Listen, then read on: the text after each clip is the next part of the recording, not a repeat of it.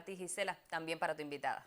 Muy buenas tardes para ti, Diana, Abdiel y a toda la teleaudiencia. Efectivamente, ponemos la atención en temas de salud ante el incremento de casos sospechosos de dengue. Ninguna provincia cubana escapa hoy de esta realidad, pero hoy nos ocupa un grupo muy vulnerable.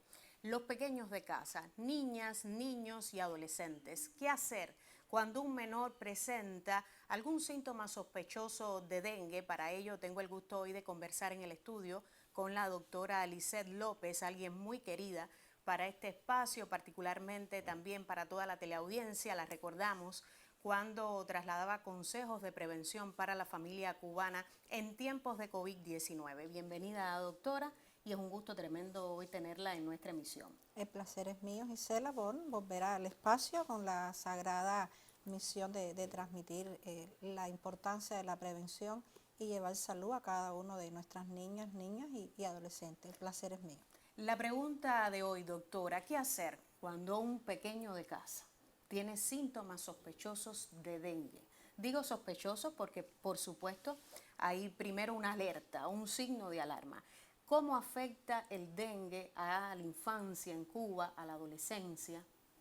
Bueno, es una pregunta interesante, como todas las preguntas que conllevan al actuar en salud.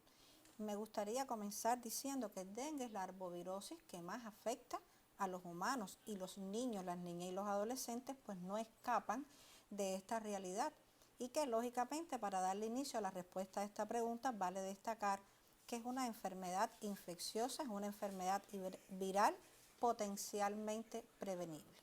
Potencialmente prevenible en todas sus escaleras de prevención, tanto en la primaria, que es la función fundamental que tenemos como sociedad, como en la prevención secundaria, que se refiere a la pregunta que usted me hace. ¿Qué hacer? Lógicamente, nuestro país tiene un sistema de salud que es accesible, que es gratuito, que es universal. Por lo tanto, en los contextos actuales donde debemos mirar nuestro escenario de vivienda, de comunidad, ante todo niña o adolescente que tenga sintomatología, o sea, que tenga un cuadro clínico que pueda ser indicativo de que pueda tener sospecha de dengue, lógicamente hay que acudir a un centro de salud. Y pudiéramos decir, bueno, ¿y cómo sé que puede tener un cuadro subjetivo?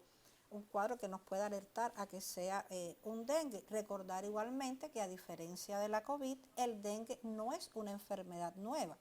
Y nuestro país realmente, en el ámbito pediátrico, vale destacar, ha sentado cátedra en la interpretación, en el manejo. Por lo tanto, en la población tiene cultura en qué es el dengue, en cómo debemos actuar, pero no por ser una enfermedad nueva, deja de ser importante la nueva mirada que tenemos que darle en estos tiempos a abordar esta situación epidemiológica. Doctora, muchos expertos aseguran que estamos en el pico de esta enfermedad o que vamos rumbo hacia el pico, las lluvias de octubre, noviembre, por tanto se disparan allí las alertas para la familia cubana. Recientemente el profesor Eric Martínez, profesor consultante, quien también ha compartido con nosotros su experiencia sobre el abordaje del dengue, en particular en la atención primaria de salud y en cada una de los servicios de nuestras instituciones, pues hablaba en el grupo temporal de trabajo, en la reunión de expertos allí, aseguraba que el dengue podemos combatirlo entre todos. Al dengue lo tenemos que combatir precisamente y necesariamente entre todos. Le propongo entonces ver el fragmento del doctor Eric Martínez. Aquí se habla mucho de la COVID con razón porque nos golpeó mucho, pero el dengue no es la COVID. La COVID agrava la segunda semana. Con el dengue tenemos que actuar aceleradamente. Todo niño, cuando hay transmisión y tenga fiebre, es dengue hasta que se demuestre lo contrario. Eso hay que pensarlo para evitar demoras. Lo segundo es que toda gravedad puede ser antecedida, puede ser diagnosticada precozmente. Doctora, ¿qué quiso decir el profesor Eric Martínez con esta aseveración, ¿no? Toda fiebre hasta que no se demuestre lo contrario es dengue en el actual contexto. Bueno, el profesor Eric Martínez es la cátedra máxima, ¿no?, de la atención pediátrica y de las investigaciones pediátricas en este sentido. Su mensaje es claro y tiene mucho que ver, como empezamos, que es potencialmente prevenible. El dengue no es la COVID, pero si algo aprendimos en la COVID, que es la nueva mirada que tenemos que tener ahora, que no es que, repito, no es una enfermedad nueva, pero los contextos, cada contexto va adquiriendo su peculiaridad, es que adelantar los tiempos y siendo previsorio es la clave del éxito. El doctor Eric Martínez nos ha enseñado a lo largo de décadas que realmente llegar a tiempo en esta enfermedad infecciosa que es el dengue es la llave para el éxito, lógicamente, en cuanto a la evolución y el manejo, porque el dengue, el mosquito, convive en la sociedad. El mosquito convive con nosotros, por lo tanto, es una amenaza que tenemos acá. ¿Cuál es la fortaleza que tenemos que tener? Tanto los sanitarios como la familia, que forma parte importantísima en esta cadena de enfrentamiento a las infecciones, pues realmente es prevenirlo y es actuar a tiempo. Lo más inteligente es no enfermar. ¿Cuáles son los no signos? enfermar. Claro, ¿cuáles son los signos y síntomas de alarma? Porque mencionamos muchos de estos términos, doctora, pero ¿lo tenemos bien descrito? ¿Lo conoce la familia cubana? Los signos y síntomas de alarma, que son alertas, ¿no?, son bien conocidos por la comunidad científica, por la comunidad sanitaria. De hecho, desde que se pusieron en práctica, luego de estudios, luego de observaciones de evidencias clínicas, le han dado un vuelco, lógicamente, al manejo del dengue y son el denominador común en adelantar los tiempos y en llegar a tiempo a una eventualidad. El dengue es una enfermedad que podemos hacernos idea de una escalera, que usted sube mucho hacia la gravedad si no agarra el fenómeno en el primer escalón. ¿A dónde tenemos que intencionar nuestra problemática fundamentalmente? Y hoy nuestro objetivo fundamental es hablarle a la familia cubana, a las madres, a los padres, a los abuelos, a la comunidad. ¿Cómo nosotros podemos contribuir? No es sustituir el papel del médico, de la enfermera del equipo básico de salud, del médico, del enfermero de los hospitales o de las unidades de cuidados intensivos. Es un llamamiento a sumarnos a este ejercicio de la profesión.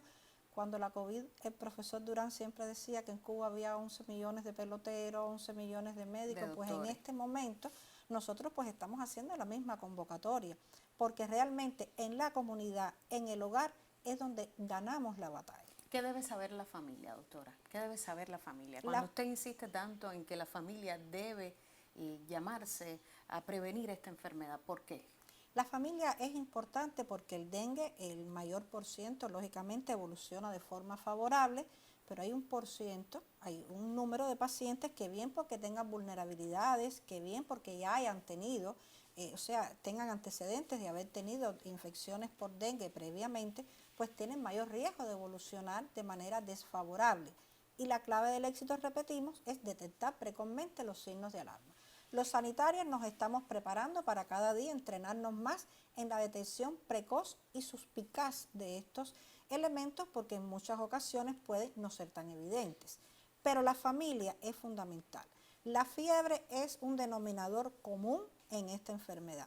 Es un denominador común. En medicina, ser muy estricto y muy absoluto, podemos correr determinados riesgos. Pero cuando digo denominador común es porque prácticamente la mayoría de los casos, pues la fiebre es un denominador común y es el llamado que hacía el profesor Eric Martínez, que la fiebre en un contexto epidémico como el que estamos, hay que ir a descartar el dengue. Porque la fiebre es un signo frecuente en pediatría, acompaña a múltiples infecciones, pero en este momento tenemos que pensar el dengue, tanto los sanitarios como la familia. Repito, no es sustituir el papel, pero sí es importante en llevar a tiempo a los servicios de salud.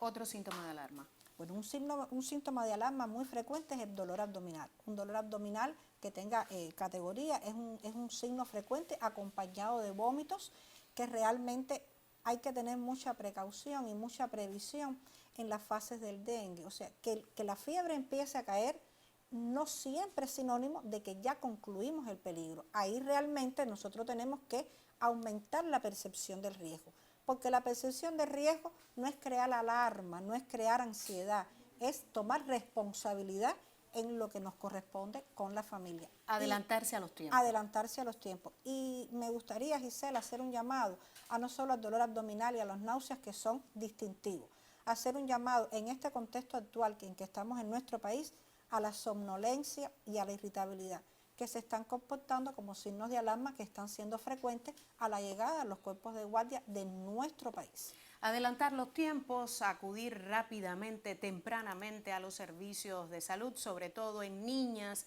niños y adolescentes, por la salud de nuestros pequeños. ¿Qué no hacer en este país? Las gracias, doctora, por su presencia, por estos consejos, y usted siga con nuestra emisión con otras informaciones.